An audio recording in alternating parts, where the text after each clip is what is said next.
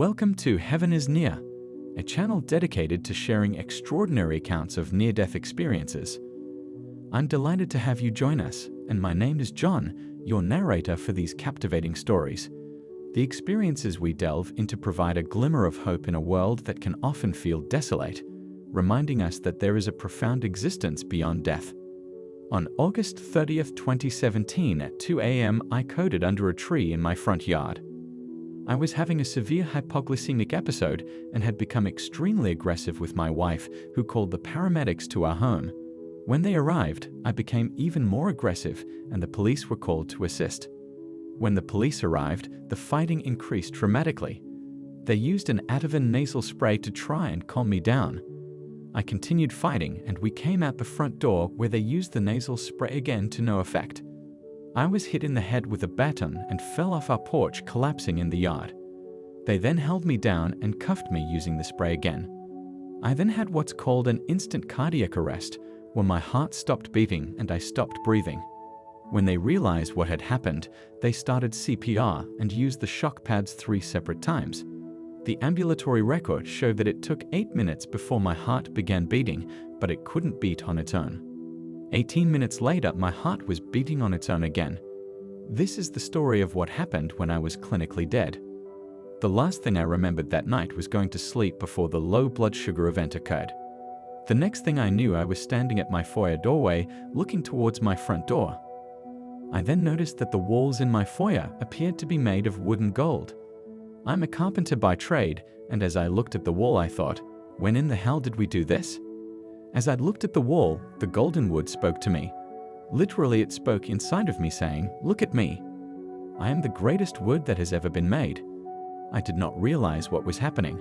I may have been walking towards the front door, but I honestly believe that I was floating across the floor. I looked at the door and the light shining through the window was unbelievably bright, and the door opened up by itself. As I came out onto the porch, I saw the sky and the blue was incredible and I could taste it in my mouth. The light shining down, which I thought was the sun, was unlike any light I ever have seen. I then looked at the tree, which was about 20 feet away, and I felt it smiling at me, and it was moving its branches slowly. It appeared to be dancing, I thought. On the branches were the most amazing red and golden leaves twisting slowly. I could hear, inside my spirit, the leaves laughing and playing like kids on a playground. I then looked to my left at the end of my porch and saw my father, mom, and brother looking up towards the light. Everyone I saw is still alive. I then looked down and saw my 15-year-old stepson and 12-year-old stepdaughter sitting on the porch step. They were also looking upwards toward the light. Then I looked down and saw my wife on her knees crying into my waist with her arms wrapped around me. Then I looked in front of me and saw my 8-year-old stepson standing arm's length away to my right and my 6-year-old son to my left. They were looking at me. Then a voice spoke and said, "Hey there, John boy." When I looked up in the direction of the tree, I saw a man floating 15 feet up, encircled by a cloud. The amazing sunlight that I had been seeing was actually the light coming from him. The light felt indescribable. I saw that it was shining completely through the tree, yet the tree still looked solid like normal. Words can't express how it made me feel. As soon as I saw him, I realized that I was dead, and I fell to my knees face down to the porch floor. At that point, my life started flashing through my mind. It sounded like flipping pages through a book.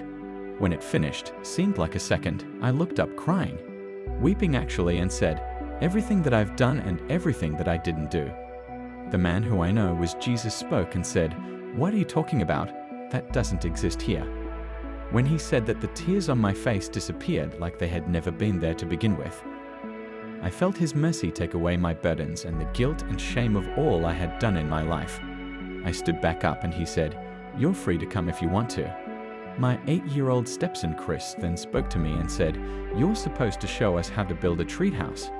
Then Jesus said, "And leave your responsibilities behind."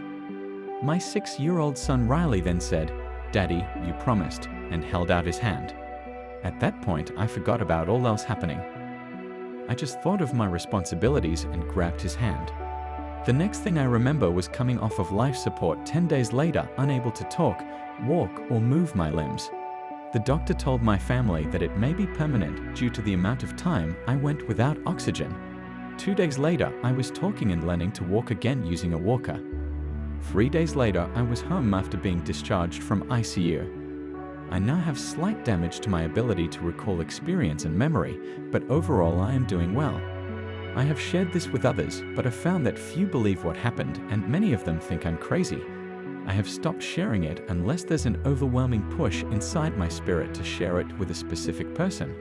There are several pieces that have been left out due to my inability to put into words or describe it without making the story much longer.